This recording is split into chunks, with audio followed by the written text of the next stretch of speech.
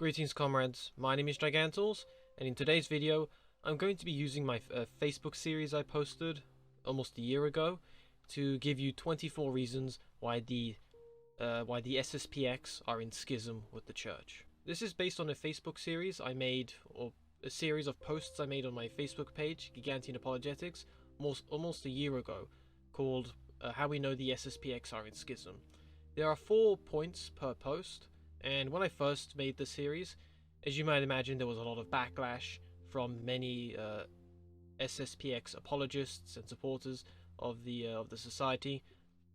For those of you that don't know, the name stands for the Society of Saint Pius X, and they're in a very controversial position in the church, based upon the reason why the original reason why they're in schism, many of the beliefs held by the members, and a lot of the theology that they've tried to produce justifying their position, which I'm going to cover in this video. It's quite hot right now, so I'm going to try and hopefully record this within one take, because last thing I want to do is boil to death. So to begin with this series, the first point centers around the original excommunication of the original excommunication of the founder of the SSPX and the bishops that were consecrated. For those who aren't too familiar, and I might as well give some background to this, the reason why the SSPX are in schism is because of an illicit ordination of bishops by the founder, who was a man known as the Archbishop Lefebvre. And I hope I pronounced that name right. He's a French bishop with a French name, so I may have pronounced that wrong. But what happened was Lefebvre wanted to ordain a successor to continue the SSPX after he died, and after some discussion with Rome, they agreed to let him ordain one successor. He broke that agreement, and he ordained 4. And as a result of that, Pope St. John Paul II excommunicated him and the bishops that he ordained. And before anyone brings up any of the later history, I will cover that as this video progresses. Just let me progress through these points. So, according to the original wording of the excommunication by Pope St. John Paul II, he says, in regards to the ordination of 3 other bishops against his will, hence such disobedience, which implies in practice the rejection of the Roman primacy, constitutes a schismatic act. And as you can see here, I gave a little summary here. Actually, I may as well read it. When Lefebvre was growing old, he wanted to ordain a successor to the SSPX in order to preserve it the way he wanted. I really hope I didn't put any spelling mistakes on this. He asked for permission from the Vatican, who, after only being able to address the matter a while later due to bureaucracy, permitted him to ordain one successor. Lefebvre accepted this proposal, only to later reject it and ordain 4 instead. It's not like he didn't know what he was doing. He was specifically warned that he was approaching the schismatic grounds long before he took a running jump and leapt. And that is true. The Pope had warned him on an I think the Pope and other bishops, specifically Cardinal Ratzinger, or the then Cardinal Ratzinger, later Pope Benedict XVI, they had warned him repeatedly not to ordain multiple bishops and to stick to the agreement. The second point comes from Pope Benedict XVI himself, and I don't know why I didn't put the 16th in it after his name. Sorry, that's the recording. Okay. Pope Benedict XVI lifted the excommunication. I really need to slow down. Sorry. Pope Benedict XVI lifted the excommunications of Lefebvre's successors, but never confirmed their illicit canonical status. An episcopal ordination lacking a pontifical mandate raises the danger of a schism, since it jeopardizes the unity of the College of Bishops with the Pope. Consequently, the Church must react by employing her most severe punishment, excommunication, with the aim of calling those thus punished to repent and return to unity. 20 years after the ordinations, this goal has sadly not yet been attained. The remission of the excommunication has the same aim as that of the punishment, namely to invite the 4 bishops once more to return. And before I continue, I want to make clear that you can clearly see there are links here, okay? So if you want to Okay, I mean, for some reason I didn't put a link onto this. I didn't put a link onto this one. Well, after I finish this video, I'm going to go back, edit this post, and then I'm going to put the link to this quote on this post. But otherwise, all of my posts here, all of these points have a link supporting them. Okay, whether it's a theologian's take on the matter, a pope speaking, or even the words of Lefebvre himself. I have links that support what I'm saying, so you know I'm not just pulling these quotes out of thin air. Pope Benedict XVI was still Cardinal Ratzinger when he personally attended the matter of Lefebvre's successor. It was him who compromised with his desire to ordain multiple bishops and agreed to only one, which meant that Lefebvre, then ordaining 4, was a hefty... See, look, I got to see another spelling mistake, sorry. Which meant that Lefebvre, then ordaining 4, was a hefty slap in the face. When Pope Benedict XVI removed the excommunications of the 4 bishops, he didn't do this as a sign of his support for them, but as a means to encourage them to return to communion with the Church, much like how Pope St. Paul VI lifted the excommunications of the East Orthodox. There was work to be done in fixing everything up, but the hope that it would happen one day was there. And that's another point I'm going to return to. The position of the East Orthodox is sort of similar in regards to the SSPX when it comes to stuff like the sacraments.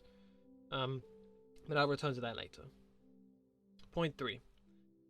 Pope Francis made clear their lack of licit canonical status and that they were not in full communion with the Church. For the pastoral benefit of these faithful, and trusting in the goodwill of their priests to strive with God's help for the recovery of full communion with the Catholic Church. And keywords here, where is it? Keywords here, for the recovery of full communion with the Catholic Church. The only way you could strive for full communion, I really hope that's not loud. The only way you could strive for full communion with the Catholic Church is if you weren't in full communion with her in the first place. There's a difference between partial communion. There's a difference between partial communion and full communion. Full communion is when you're part of the Catholic Church, you don't believe in any heresies, you're not in schism or anything. Partial communion is when there's an agreement when it comes to matters of theology, and there's a lot of overlap, but there is and I guess there are different degrees of partial communion, because, for instance, if a person is baptized in a Protestant church, and they're baptized with the Trinitarian formula, then if they join the Catholic Church, they don't need to be rebaptized. So that counts as partial communion. The Protestant, the Trinitarian formula used by a Protestant church to baptize its members, that's enough of an overlap in theology to qualify as partial communion. And then you have something like the East Orthodox, which their sacraments are valid, but they're not illicit. So, I mean, if you had to attend them if there's no Catholic alternative, then you could. But they're obviously in a lot more aligned with us than the Protestants are. So they're in a higher position of partial communion than the Protestants are. So especially this point here, Pope Francis, back in 2015, I think it was, he extended the sacrament of penance over to the SSPX so that it was valid and licit. But it was the only sacrament of that he did, and I'll go more into that later on. But he did that, I guess, somewhat ironically, choosing the sacrament of penance in order to encourage the SSPX to return back into communion with the Church. Similar to how, in the early 2000s, Pope Benedict XVI removed the excommunications of the bishops. And as he never specified here, their canonical status had not been reconfirmed, and he would later emphasize that there were still matters of theology preventing them from being in full communion with the Church. The fourth point comes from Venerable Pope Pius XII. So we're going back in time by quite a bit here. Venerable Pope Pius XII condemned the ordination of bishops without the approval of Rome, or even in defiance of Rome, declaring them void of authority and jurisdiction. Granted this exception, it follows that bishops who have been neither named nor confirmed by the Apostolic See, but who, on the contrary, have been elected and consecrated in defiance of its express orders, enjoy no powers of teaching or of jurisdiction, since jurisdiction passes to bishops only through the Roman Pontiff. Now, if there's something that many of the SSPX and their supporters among like the self-proclaimed traditionalists and radtrads, and I say self-proclaimed traditionalists, not because I'm targeting all the traditionalists as a whole, but because there are many out there who claim to be traditional Catholics, but they are only traditional in terms of aesthetics and outward appearance. So when it comes to the self-proclaimed traditionalists and the radtrads, they like to look at a lot of old quotes from the popes to try and justify the position of the SSPX. So this quote here from Venerable Pope Pius XII, it's quite important when it comes to condemning the position of the SSPX, not only before they were ever in schism in the first place or even created, but even long before Vatican II, which they see as a source of corruption for the church. And yeah, might as well just show you guys here. This is the meme I made, or sort of meme, I guess. Just to have below all of my points. Hard to swallow pills. The SSPX are in schism. It's a very hard pill to swallow, and there's my logo. I mean, when I show some of my, I don't think it showed in my earlier videos when I did this for when I did. No, I didn't show you that. But basically, you may just see my, I guess, logo, watermark, whatever, in some of these posts, depending on how recently I made them. This is my old logo. I have the funny looking Trinitarian one now. The second post on this matter came along a little bit later. Part 2 about it. And I did I need to make clear also. You may see me talking about feral backlash whenever I start this post, whenever I start these posts in the text. And that is because in the comments of these posts, and also when people were sharing them in their groups, there was a lot of feral backlash we were getting from members of the SSPX and their supporters. They were often less than charitable with their wording, and many of them were just outright insulting. I think this series actually resulted in me blocking the only person I've ever blocked came as a result of me blocking them for their continuous harassment in the comments of my posts. Anyway, part 5. The SSPX have not made any attempt to return to communion. As long as there are no changes which may lead to the re-establishment of this necessary communion, the whole Lefebvrean movement is to be held schismatic, in view of the existence of a formal declaration by the supreme authority on this matter. The supreme authority being the magisterium. Yeah, like I said, the SSPX have not tried to return to communion, because to them, they see them. If you ask the SSPX, they'll say, "Oh no, we are in full communion. We're just illicitly canonical, or canonically irregular. Sorry, canonically irregular." I'll cover that point later on, but it's interesting how whenever there's a schismatic movement or church, it's always the Catholics reaching out to it. For instance, the Council of Florence was when the Catholic part of the Council of Florence was when the Catholic Church was trying to reach out to the Copts and the East Orthodox to try and bring them back into the church. The Copts didn't want to, but the East Orthodox did up until they accepted it in 1439, and then the schism reopened in 1453 when Constantinople fell. Then there was, I can't remember when the commission started, but then there's this ongoing commission between the Catholics and the Copts. Again, that's been going on, I think, for a few decades now to try and bring about full communion. And there are still efforts by, as recently as, I guess, relatively speaking, as recently as Pope Saint Paul VI, when he met with the Patriarch of Constantinople, and then there was a mutual lifting of excommunications. But that only happens because we Catholics are willing to go out there and trying to reach out to these churches and schismatic groups. The SSPX have made no attempts whatsoever to try and reach out back to us, because in their eyes, they're fine, they're not in schism, and they don't need to do anything. No, yeah, that's what I pretty much made clear here. Regardless of what the SSPX says, Rome has made it very clear that in order for the SSPX to return to communion, they would need to reject the founding action of the illicit consecration of their bishops. If their bishops said they would come back to Rome's authority whilst condemning Lefebvre's original actions, they would be back in communion with the Church.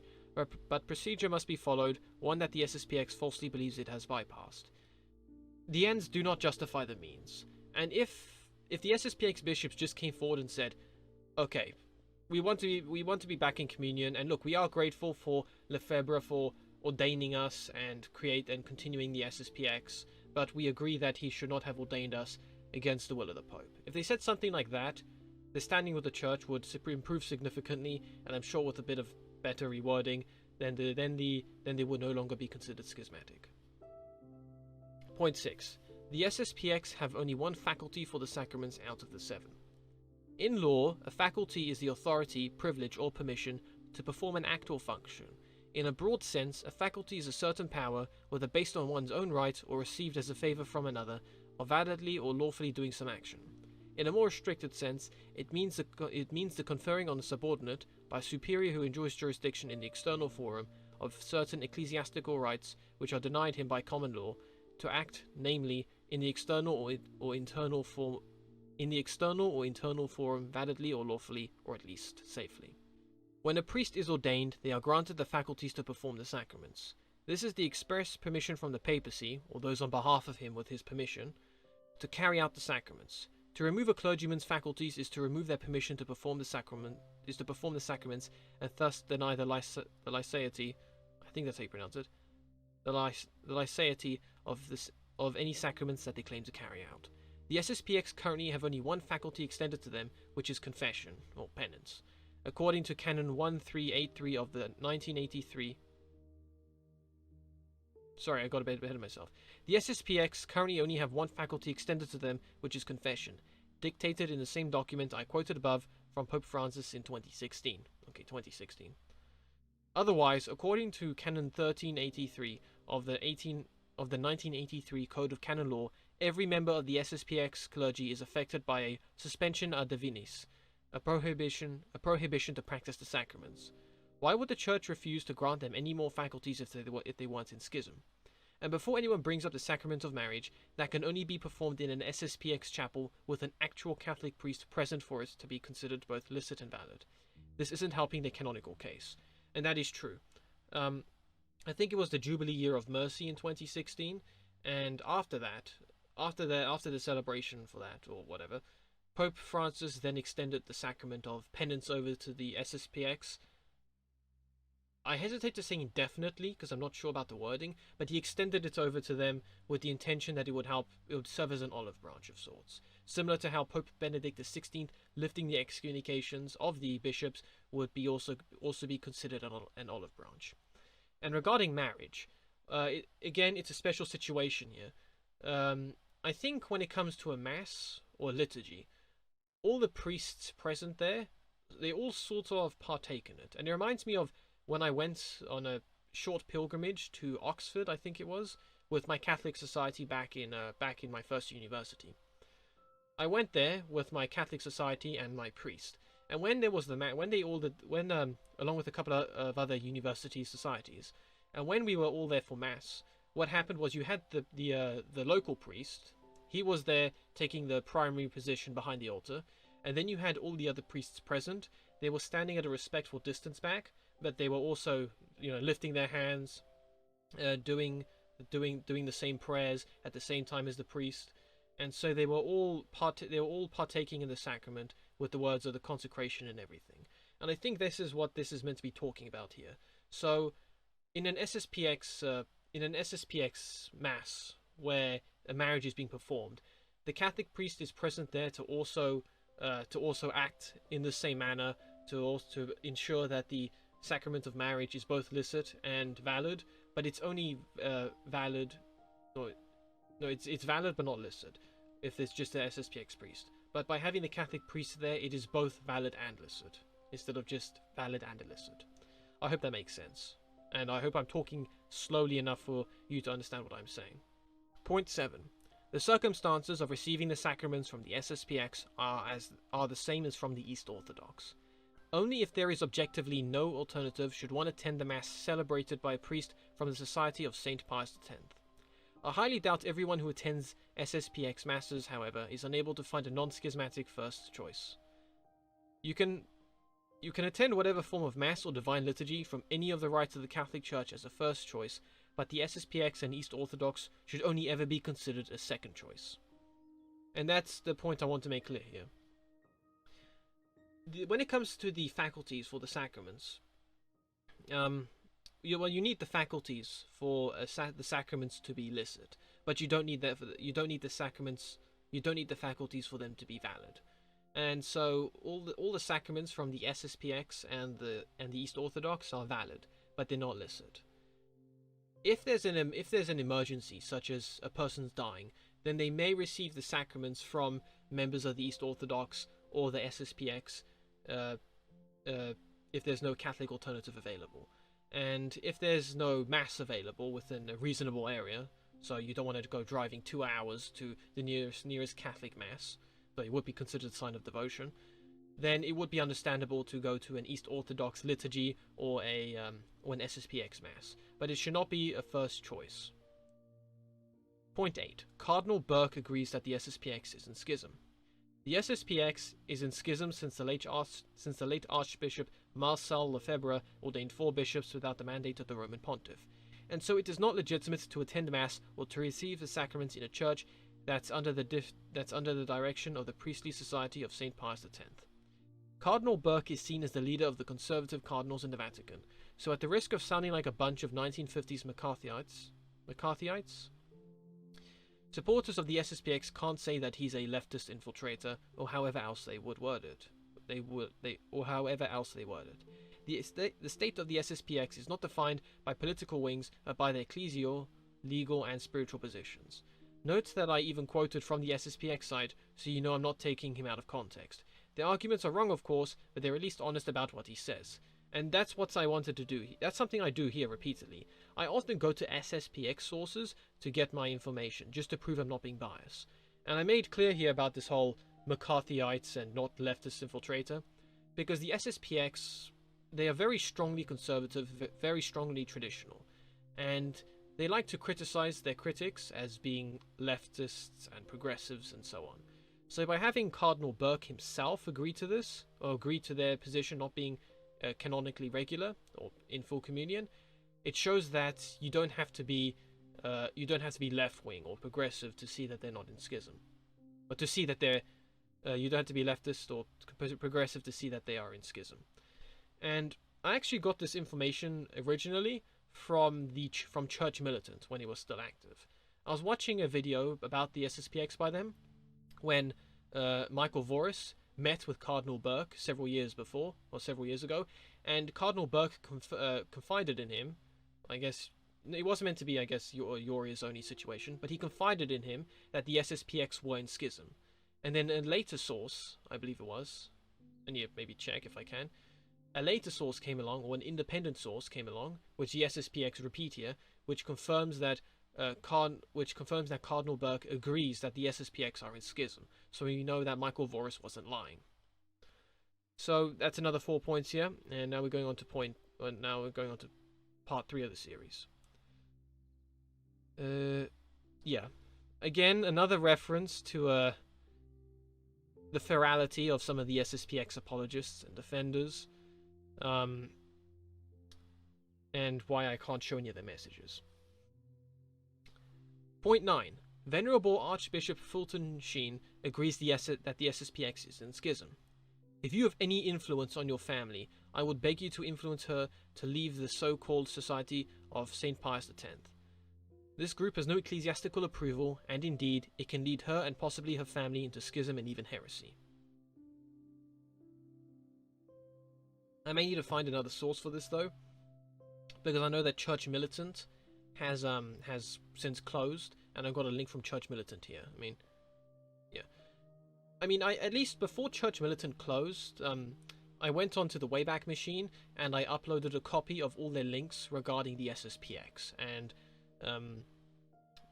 I think a couple of others. So maybe I may go to that Wayback link after this, just to see if I can update some of these. But it's important that I bring in Fulton J. Sheen here, or Venerable Fulton Sheen here, because many many of the traditional and conservative Catholics out there like him, and I like him. He was a great bishop. He was a great archbishop, and I pray for his canonization, which is progressing slowly and steadily.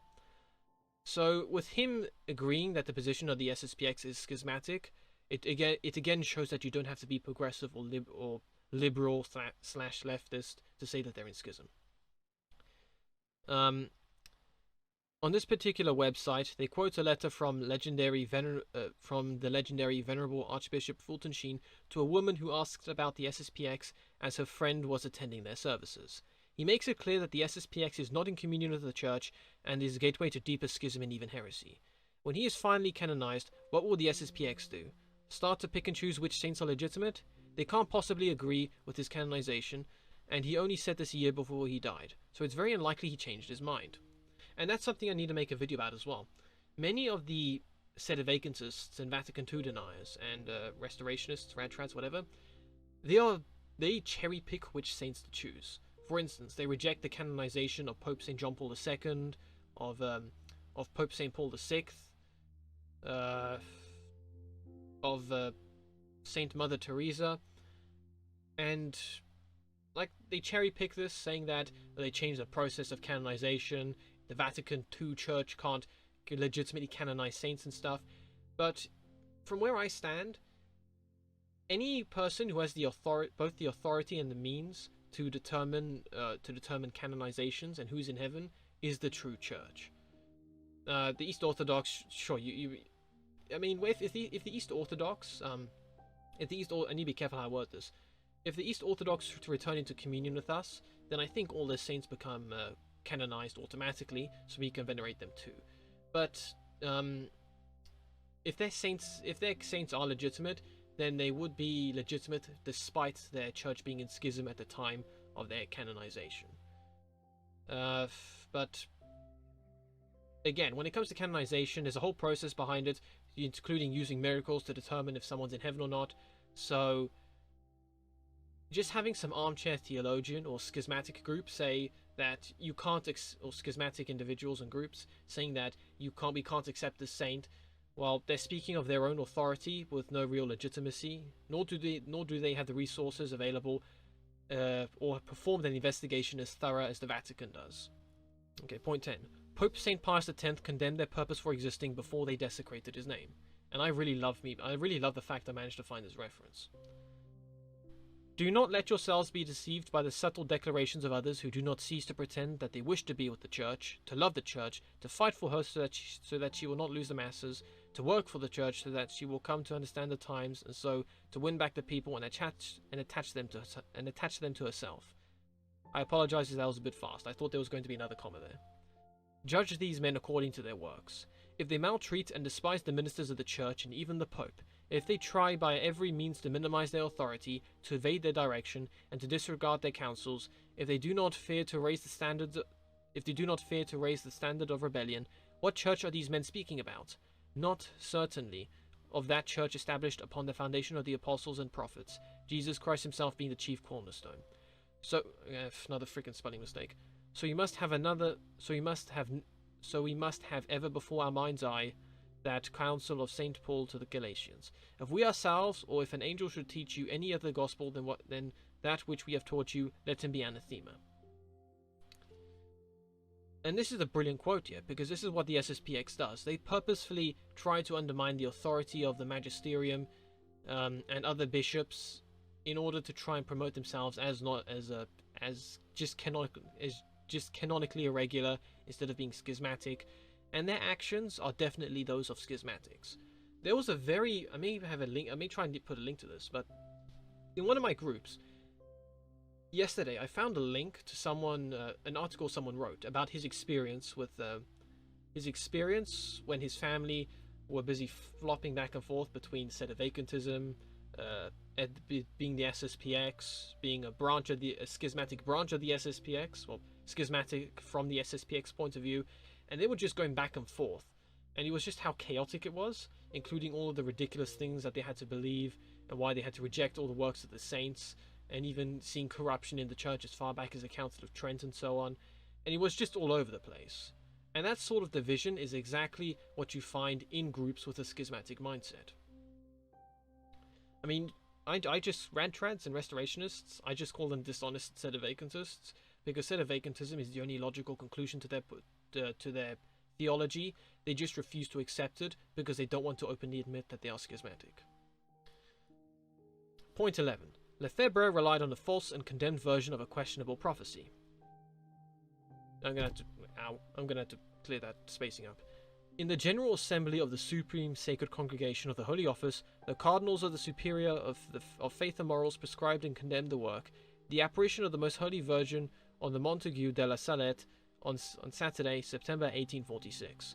Simple reprint of the full text published by Melanie, etc., St. Augustine Society, Paris, Rome, Bruges, whatever, 1922. Lefebvre used two prophecies to justify his view on the papacy. One was Fatima and the other was Salette. But as I keep mentioning, the version of the Salette message being passed around by the Radtrads, Sedevacantists, and Lefebvre himself is fake. Melanie of Salette is a good example of how even seers and visionaries can apostatize. I may have to correct that wording, but after being denied any authority to leave a convent by her bishop and the Pope himself, she released a version of her secret in 1876 that completely differed from the 1846 version she gave the Vatican. No, the vision was in Okay, this was before I made my video about the Salette, the hypocrisy of the Radtrads with the Salette message. The vision was in 1846. The message she originally wrote was in 1851. She wrote a different version of it in 1873 and then got round to publishing it in 1876.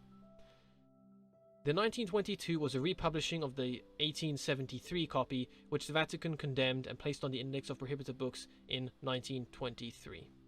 No, 1923, yeah, 1923. It is this false version of the secret that claims Rome will lose the faith, and has historically inconsistent information now known with the benefit of hindsight. So if a critical piece of spiritual support like this for Lefebvre was fake, what does that say about his argument overall? And I remember from my video about no Dark Marian prophecy has been fulfilled when I was correcting a video by Return to Tradition. When he was looking at the Sedevacantist document full of compiled prophecies and stuff, one of them mentioned about a remnant clergy surviving, and he mentioned that it was historically once applied to Lefebvre, but he refrained from claiming that he was a fulfillment of it.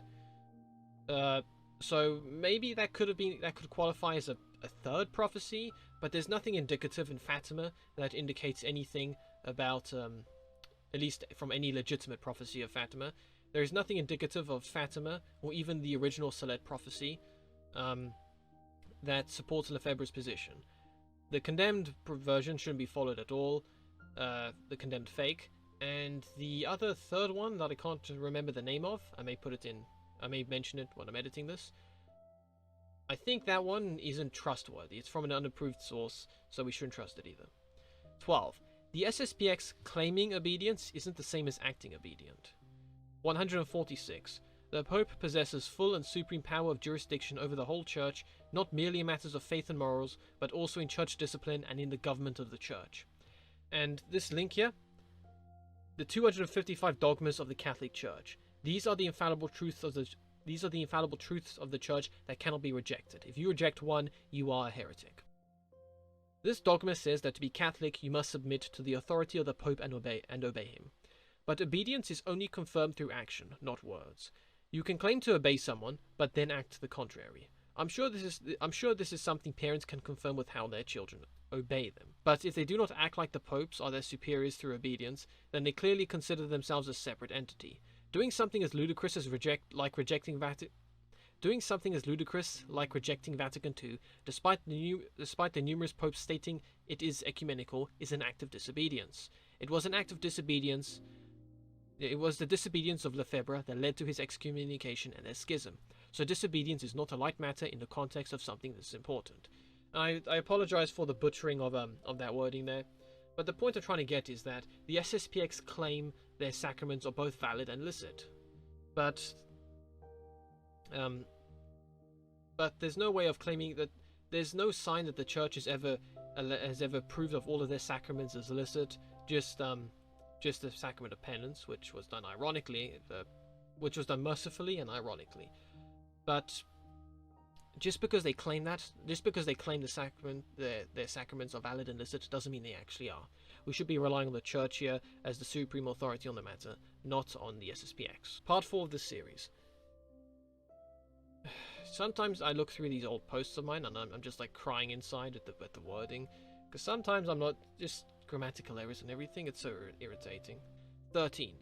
Good does not come from an evil act regardless of the context. An evil action cannot be justified by reference to a good intention. This quote is from St. Thomas Aquinas. His reasoning is simple. We cannot justify morally atrocious actions with the intentions of their end results being good. It's one thing for God to tell the Hebrews to destroy the child-sacrificing Amalekites, but we cannot decide on our own authority to obliterate an entire nation from the face of the earth. In the context of Lefebvre, no matter his intentions, nothing can justify the completely immoral action of disobeying the Pope and sending him and his 4 bishops into schism. Absolutely nothing. There is no excuse that can be made to explain schism as a moral action. Purposefully risking going to hell, from a clergyman no less, is the definition of insanity. The actual definition of insanity, as defined by Einstein, is when someone performs the same action repeatedly, but with the intention of a different outcome each time, despite them not changing any of the factors beforehand. But this is, I guess, another version of insanity here. I bring up this point here about the Hebrews destroying the Amalekites, because there we're told that they needed to destroy everyone. And whilst there is some hyperbole there, suggesting that some Amalekites did survive, maybe some good Amalekites that God spared beforehand, but God never does anything evil, because it is against his nature to be evil. So everything he does is good. We just may not understand it in its entirety at the time. Whereas we are capable of doing good and evil. And there is nothing that justifies Lefebvre risking risking the spiritual lives and souls of all of his followers, not just the bishops, but all of the priests, the later priests, and all of the people following the SSPX or the laity, from going to nothing is worth risking their souls and into eternal damnation, just so that he can get his way when it came to the consecration of those bishops.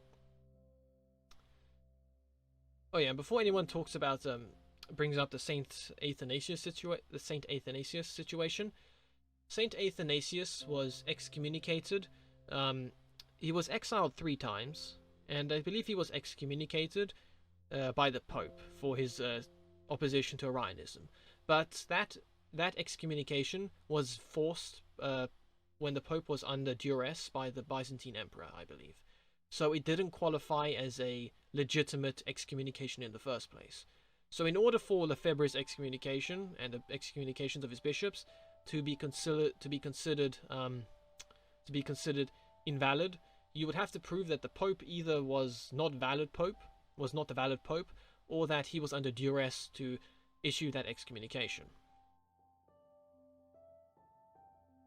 which no evidence has been provided for. Point 14. The SSPX denies the validity and liceity of non-SSPX sacraments. They conditionally ordain him into the schismatic society just in case his ordination wasn't valid. Suffice to say, this is the root of schism, its evil consequences and bad fruit, that the sacraments themselves, not just whether they are licit, but whether they are even valid, are doubted. This is an obviously grave matter regardless of sedevacantist bishops reordaining cancelled priests or SSPX bishops reordaining non-SSPX priests. Unless one had proof that led to the conclusion that their ordination was invalid, why would there be a general rule of reordaining priests? This is like confessing the same sin to a priest because you weren't sure your last confession was valid. Except you confessed the sin the second time because you weren't sure the priest... Except that you confessed the sin the second time because you weren't sure the first priest carried out the procedure correctly. Which, without credible proof, is spitting in their face. The SSPX reordaining priests just in case their initial ordination was incorrect is a direct rejection of the validity and liceity of ordinations in the Church, as well as the higher authorities that let them occur. And regardless of how the SSPX may try to come to regardless of how the SSPX may try to reword this, we know from, well, I know at least from my experience. I admit this is a bit of a fallacy here, but in the groups that I've seen, many of the sounds like trad nonsense, or sounds like sedevacantist nonsense, but okay, those sorts of groups, or nonsense that got us traditionis custodes. I have read reports of people who, when they used to be members of the SSPX, or when they encountered people from the SSPX, and you talked about the sacraments, the members of the SSPX are taught, especially the laity, that the sacraments from the Novus Ordo Church are invalid and illicit. They cannot be received in good conscience, and so you must not go to any Novus Ordo Mass to receive them. Okay, that is what is happening on the ground level, regardless of what the SSPX authorities say. So, either the SSPX authorities are lying about their claim of, oh, the Novus Ordo the sacraments from the Novus Ordo liturgy is valid. Okay, either they're lying about that, or there is a severe breakdown in communication between the authorities of the SSPX and everyone else lower down. And there was I think there was even a rumor a while back that Vigano, the guy who was excommunicated for Schism, there was a rumor that he was reordained a bishop or reconsecrated a bishop by the SSPX. I need to check that. Whether there was any substantial evidence of the rumor, but it was circulating around a while back, even before he went into Schism. So, yeah, I guess that was if it's true, then it's a sign of just how far gone he was by that point. I mean, I can't really slander him anymore, considering he's in I can't really slander him at all, considering he's already outside the church at this point. Point 15. The SSPX endorses in conspiracies that undermine the papacy. With the Vatican declaring Sister Lucia of Fatima venerable, leading her one step closer to sainthood, there is renewed interest in the theory that an impostor played this role of Sister Lucia post-1967. I really hate this conspiracy. I hate this conspiracy with a passion, because of how flipping stupid it is. I really hope Church Militant still has that video up, or someone at least copied it, but there's a brilliant video Church Militant did where they looked at this claim of the imposter Lucia conspiracy, and he talked about how stupid it is and how the SSPX cherry picks certain scientific studies and get non-professionals to talk beyond their field of expertise to try and prove that there were two different Sister Lucias. The original, which was locked up and died somewhere, and then the imposter one that came about after the 40s or something. It's a load of rubbish, I can tell you that now, and much of the evidence comes from the claims such as how Sister Lucia's face changed, and how she went from having a very narrow... Sorry, I apologize if this looks funny. She used to have a very narrow face, like oval, and then as time went by, her face became squarer. And of course that can be explained by the fact that, when you're older, your cheeks sag, your jawline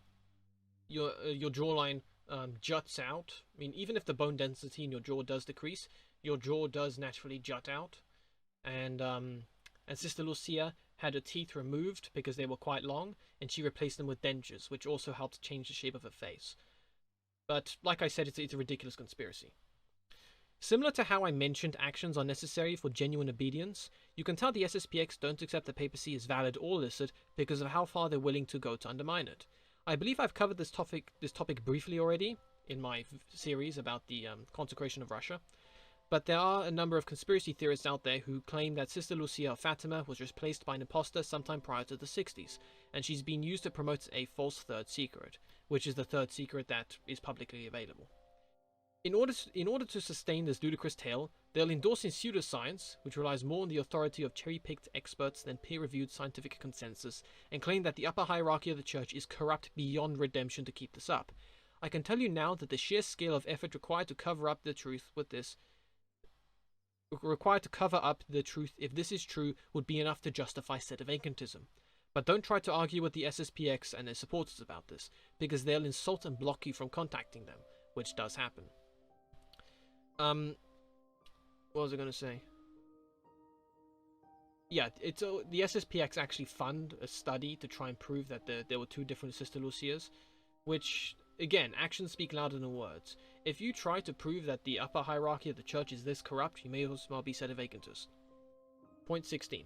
The SSPX no longer has a mission to justify its existence. The SSPX tries to excuse itself by saying it has an extraordinary mission. It admits that it doesn't have a canonical or judicial, I may have to reword that, I apologize, mission. One of its priests even said that the SSPX operates contrary to the will of the princes of the church. And by princes, I think he's talking about the cardinals. One of their names is being the princes of the church. But in order to have an extraordinary mission, you have to prove it by canonically approved miracles. Plus, extraordinary missions always need to act in consonance with the ordinary mission to be legitimate. To have a mission in the church is like having a license. A canonical mission is to have a license to teach about Catholicism. I don't have a canonical mission, I admit. I don't have that, and I'm sure 99% of Catholic ministries out there don't have a canonical mission. But there is a difference between me and an organized an organization which claims to be Catholic and promote itself as Catholic and teach others about Catholicism. If I ever become a larger ministry, so I have people working for me, then I may go and try to get a canonical mission approved. But, and another thing I read, I don't claim to be Catholic in my title. Okay, it's just Gigantian Apologetics or Gigantals. If an organization has Catholic in its title and claims to be teaching Catholic apologetics or whatever, or teachings, they need to have approval. They need to have approval from the church hierarchy. Otherwise, they are potentially slandering the name of the church. Where am I? That mission goes further as it gives permission to practice the canon laws of the church, much like a lawyer. You'd expect to see this among clergymen. But an extraordinary mission originates from Christ and is found in the form of apparitions, visions, and prophecies. Just as the quote above says, from Pints with Aquinas, you need authenticated miracles to confirm that the supernatural support for your apparent mission exists. For instance, since 1988, when the SSPX went into Schism, we've had 4 confirmed Eucharistic miracles. How many have the SSPX had? None. How many do non-Catholic churches that believe the true presence have? None. Like the SSPX, like the East Orthodox, they have none. So the weight of miracles doesn't seem to be on the side of the SSPX, which then leads some to claim that they are living an ordinary mission outside the church. But the explanation matches every other Protestant, need to capitalize that, Protestant denomination trying to preach and convert others. Not a good way to distinguish themselves when all they've done so far is to continually protest against the papacy.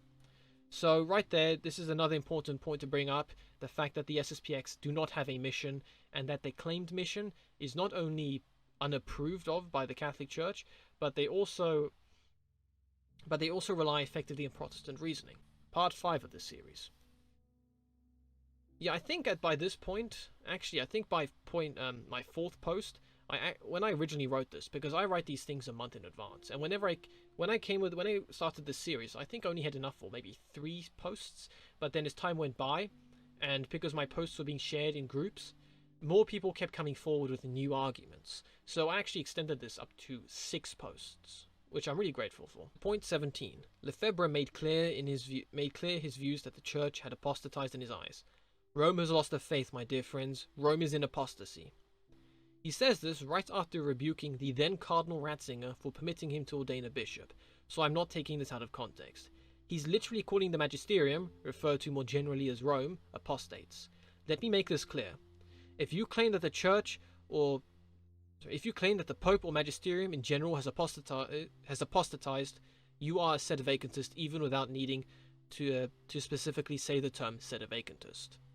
There can never be a heretic in the seat of St. Peter. And I am willing to put all chips on that claim, because whenever radtrads and sedevacantists and stuff come forward and say, whenever they come forward and say, oh, St. Bellarmine says that it's possible for a heretic to be pope. No, he does not. No, he flipping does not. If you actually read what Saint Bellarmine, however you pronounce his name, Saint Bellarmine, if you actually read what he said regarding a heretical pope, you would see that that claim they make about him, saying it's possible to be a heretical pope or whatever, that was the general consensus of his day. However, he goes into detail about the possibility of this, and he provides 4 scenarios about whether or not a heretic could be pope, or if a pope could become a heretic. And he eventually concludes that it is impossible for A, a heretic to become pope, and B, a pope to become a heretic. If you think there is one, then the problem may actually lie within yourself. This is not an election that you can reject the results of and say, "Not my pope," to the vicar of Christ because it didn't go your way. And I'd like to make this clear, this is not in reference to any political election. There are legitimately people saying, "Not my pope," in regards to Pope Francis. Point 18. The SSPX invented a new classification to deny their schism. The society is canonically irregular, meaning they operate outside of the canonical structures governed by the Pope. I'm sure you've all come across an SSPX defender that claims the SSPX is canonically irregular. But what does that mean? Well, the way it's treated by the SSPX and their supporters, it's a third option to whether they are or aren't in schism with the Church. But this is obviously dodging the question. You're either in schism or you aren't. If you're in partial communion with the Church, then you're still in schism technically, but acknowledgement is made in the efforts to return to communion. If there's anything the repeated statements made by the popes and prominent voices in the Church, and from canonized saints tell us, it's that the SSPX is schismatic. The term canonically irregular was coined to fool those who aren't familiar with the subject, for those who are desperate to overlook the chasm of biblical proportions with Rome, that the SSPX isn't technically in schism.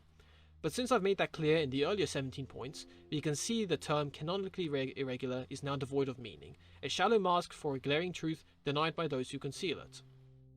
And I may cover this point later on again, later on, but just because something is irregular doesn't mean it is approved. For instance, think about what the Church said regarding the blessing of certain couples, which they see as irregular couples or irregular relationships.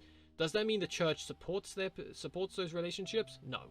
So for the SSPX to use canonically irregular, if they're to then say that that qualifies as legitimate, then they are also arguing that those irregular relationships and couples are legitimate in the eyes of the Church. So I guess that's a checkmate move by the Church right there. Point 19. The SSPX issue is doctrinal, contrary to their denial. Until the doctrinal questions are clarified, the society has no canonical status in the Church, and its ministers, even though they have been freed of the ecclesiastical penalty, do not legitimately exercise any ministry in the Church. And this was a quote by Pope Benedict XVI. I can't remember where. I need to probably look for this again. I can't remember if this is from the same. I think this may be from the same document where he lifted the excommunications, which says here, even though they have been freed of the ecclesiastical penalty, he's basically saying that even though their excommunications are lifted, they are not legitimate in the eyes of the Church. Pope Benedict XVI reiterated that Vatican II was a valid continuation of Catholic doctrine, and all the works after that by later popes. And it's an uncompromising condition the SSPX will have to accept if they are to be in full communion with the Church. Pope Benedict XVI is seen as one of the greatest theologians in recent history as well. So if he's talking about this, then he's not only talking with the authority of the Pope, but he's talking from the perspective of a brilliant theologian. And so, again, the SSPX like to say that it's a matter of it's not a doctrinal matter, and that they are in communion with the Church. But the fact that they reject Vatican II, which actually did prompt the Vatican with under, I think it was Pope Paul VI, I think it was, he withdrew the Vatican's recognition of them as a Catholic ministry or something like that when they started rejecting Vatican II. So there were signs of schism even long before they were officially excommunicated. But to be Catholic, you have to accept Vatican II. That is a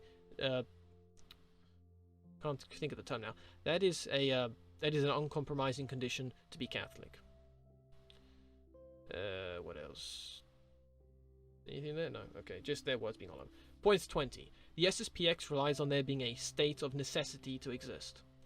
The requirements that bishops must be approved and received by the Pope and have a jurisdictional. I may be pronouncing that wrong. After spelling wrong, I apologize. And have a specific mission in the Church is a matter of divine law, not the Church's legislative law. Not the Church's legislative law. And I'm going to have to read this one out because this is a really important point that I don't have the brains to reword. A state of necessity is typically defined as acting above or beyond the normal law of a state or institution due to either the laws themselves being inefficient or a lack of enforcement from authorities, possibly due to corruption. If any of you think that this sounds like a vigilante in the making, you're right. The SSPX claim that there is a state of necessity to justify their ignorance of the magisterium due to modernist corruption. Seriously, if you look up state of necessity in the context of the Church, almost everything is either the SSPX writing about how they fulfill it, people refuting the SSPX's claim, or attempts by writers to refute the SSPX's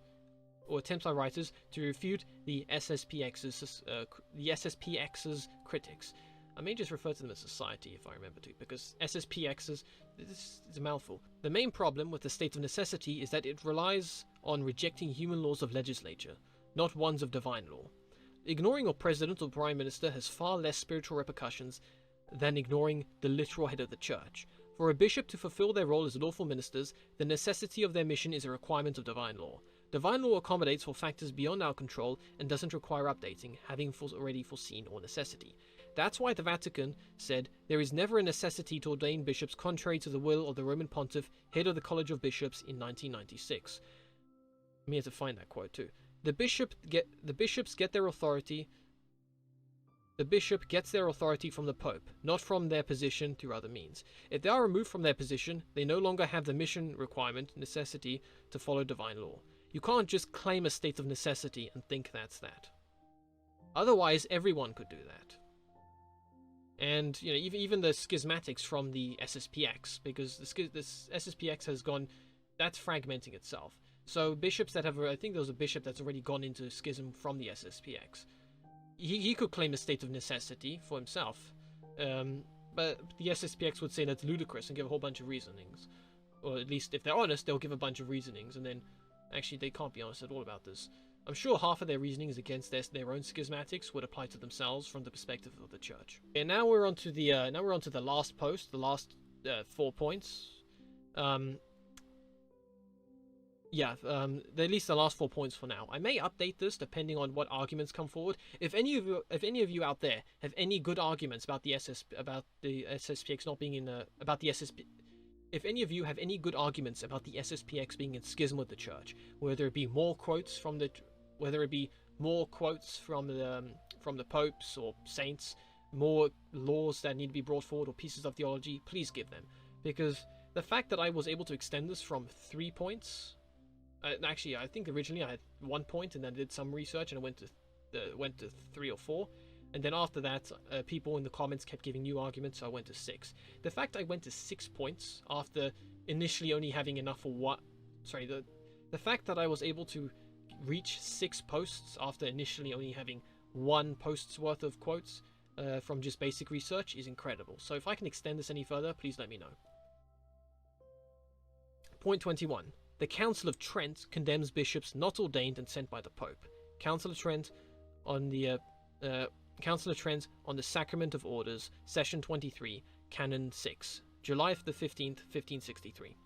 The Council of Trent says, "If anyone saith the bishops, who have neither been rightfully ordained, nor sent by ecclesiastical and canonical power, but come from elsewhere, are lawful ministers of the word and of the sacraments, let them be anathema." This is a very important reference, right? Well, quote here, because the rad-trads and sedevacantists often act like they often place a very high emphasis on the Council of Trent when it comes to their various beliefs. And I'm not saying that we don't, as Catholics as a whole, but they rely on it a bit in a very weird way, almost as if it were a refutation, as if the Council of Trent was a refutation of Vatican II. And even stuff like Quo Primum. I can cover Quo Primum another time. But the fact that the Council of Trent itself condemns the SSPX's position shows that. Thank you. I'm not sure if you can see that when I crop it out, but thanks. The fact that the Council of Trent condemns Lefebvre's position, and the SSPX or SSPX defenders don't even know that, or perhaps they just pretend it's not there, is quite interesting. Point 22. Blessed Pope Pius.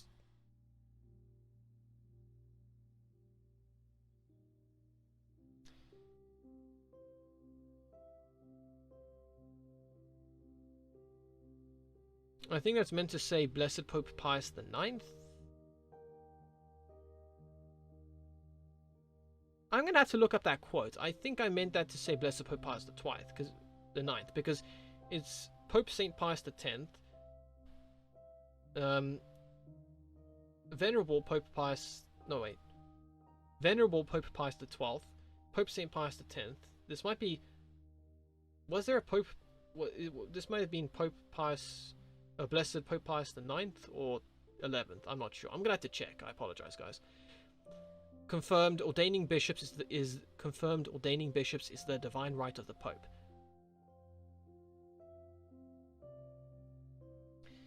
I'm an idiot who can't read ahead. I apologize.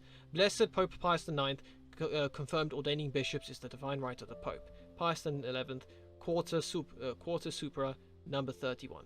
But we considered that we should not keep silent in our right to elect a bishop apart from the 3 recommended candidates, in case the Apostolic See should be compelled to exercise this right in the future. But even if we had remained silent, and I think I'm not capitalizing the we, he did. I think he's talking about we as in the magisterium. But even if we had remained silent, this right and duty of the See of Blessed Peter would have remained unimpaired. For the rights and privileges given to the See by Christ himself, while they may be attacked, cannot be destroyed. No man has the power to renounce a divine right which he might at some point be compelled to exercise by the will of God himself. Talking about a divine right reminds me about the claim to jurisdiction used by some secular authorities when it came to choosing their bishops, which led to the investiture crisis. And that is what happened. I cover that a bit in my video about the First Council of the Lateran, maybe? Or Second Council of the Lateran? I can't remember. But that was when that was back when the Holy Roman Emperor believed he had a divine right to rule, to choose his bishops and to choose the Pope. And it led to an anti-Pope situation, and the Pope needing to be having to flee across Italy, and then he was locked in the Vatican in the Castel de Sant'Angelo, and the Normans had to invade Rome to rescue him. So a lot of controversy about that, about the investiture crisis, and about the divine right of the secular authorities to choose bishops. Where am I? Only the church authorities should choose who can join their ranks. If Lefebvre believed he had a divine right to ordain bishops, then he immediately placed himself into schism as a result of denying the authority of the Pope. Because no bishop on this earth can be approved of their ordination or consecration against the will of the Pope. The Pope has, even if candidates are put forward to the Pope has to choose which of these candidates becomes a bishop, and then he can ordain them directly or have other bishops and archbishops ordain them. But every bishop that's consecrated during the reign of a Pope is consecrated in accordance to his will, and as part of his exercise of his divine right. Still recording? Yeah. Point 23. The SSPX has no miracles. St. Francis de Sales, the Catholic Controversy, Rockford, I.L. Tanner's Books and Publishers, 1980. I don't know, 1989. Okay, St. Francis de Sales didn't actually publish this book. I'm just talking about St. Francis de Sales. He wrote this quote, and the book is called The Catholic Controversy. These reasons are so strong that the most solid of your party have taken ground elsewhere than in the ordinary mission, and have said that they were sent extraordinarily by God, because the ordinary mission had been ruined and abolished within the true church herself under the tyranny of the Antichrist. This is their most safe refuge, which, since it is common to all sorts of heretics, is worth attacking in good earnest and overthrowing completely. Let us then place our argument in order to see if we can force their last barricade. First I say then that no one should allege an extraordinary mission unless he proves it by miracles. For, I pray you, where should we be if this pretext of extraordinary mission was to be accepted without proof? Would it not be a cloak for all sorts of reveries? Arius, Marcion, Montanus, Messalius, could they not be received into this dignity of reformers by swearing the same oath? And I know this ties in quite well with the whole thing about the SSPX not having a mission. The above quote was taken from St. Francis de Sales. St. Francis de Sales, St. Francis de Sales, whatever, writing against the Protestants who were breaking away from the church. Their ministers had no canonical or specific mission, meaning for them to be legitimate, then God would have bestowed an extraordinary mission on them. Except he didn't, as no miracles were occurring among their number to show his divine favour was with them. There were plenty in the Catholic Church, on the other hand, and we see a similar case here with the SSPX. I know I briefly touched upon this earlier, but I cannot emphasize enough how spiritually dead the SSPX are when compared to the Church. Despite their claims of modernism and the denial of the true presence,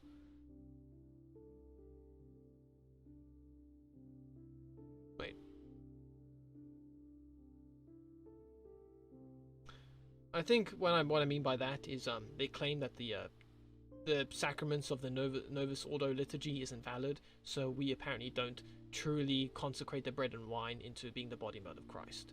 So it's not that they reject the true presence; it's that they think we are incapable of the consecration of the bread and wine ourselves during our liturgy.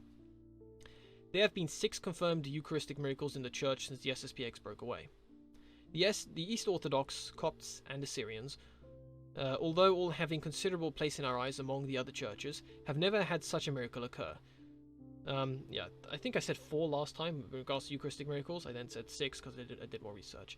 And what I mean here, the East Orthodox, they went into schism in 1056 and again in 1553. The Copts went into schism in 451 after the Council of Chalcedon. And then the Assyrians went into schism in 431 at the Council of Ephesus. Nor have any church that broke away or traditionalist sect.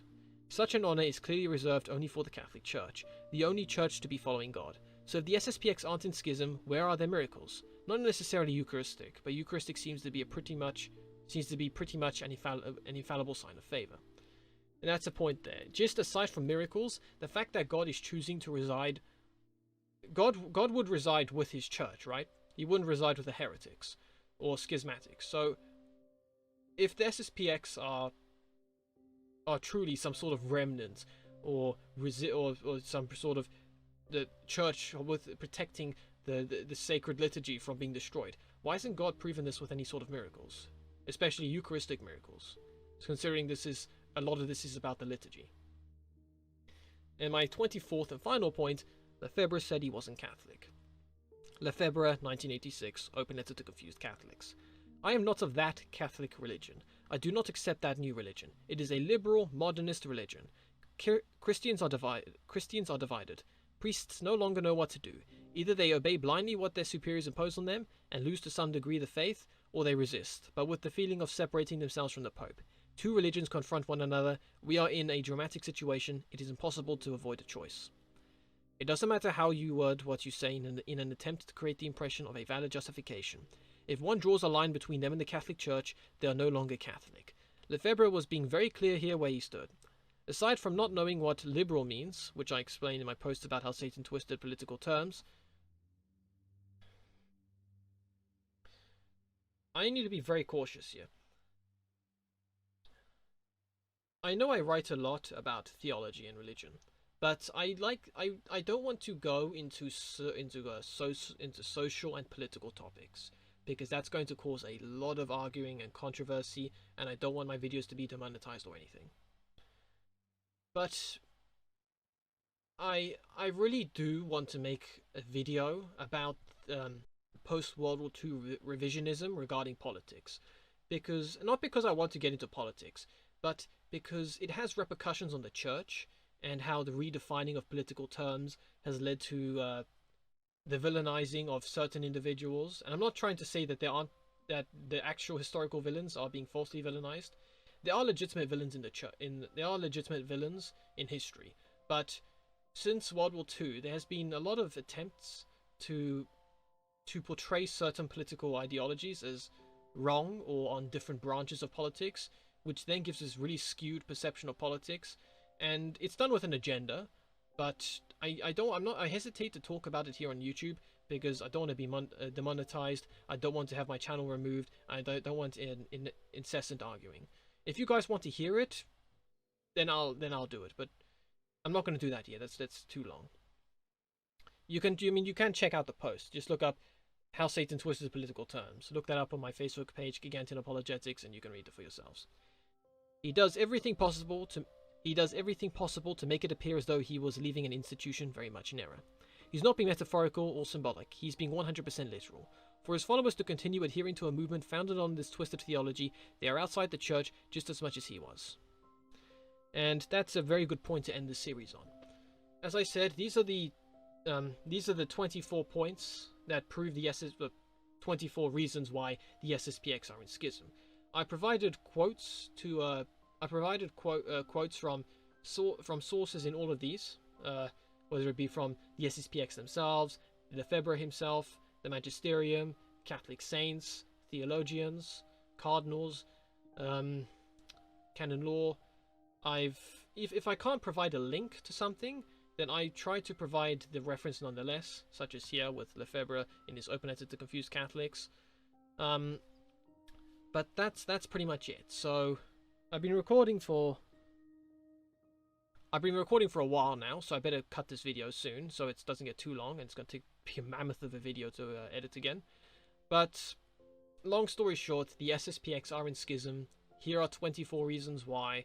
And if you know of any more reasons why they're in schism, whether it be more references to church fathers, more references to the churches, to the theologians, popes, saints, maybe even the church fathers if you can, please let me know so I can include them not only in maybe an updated video here, or maybe an additional video. I can make this a series if you want.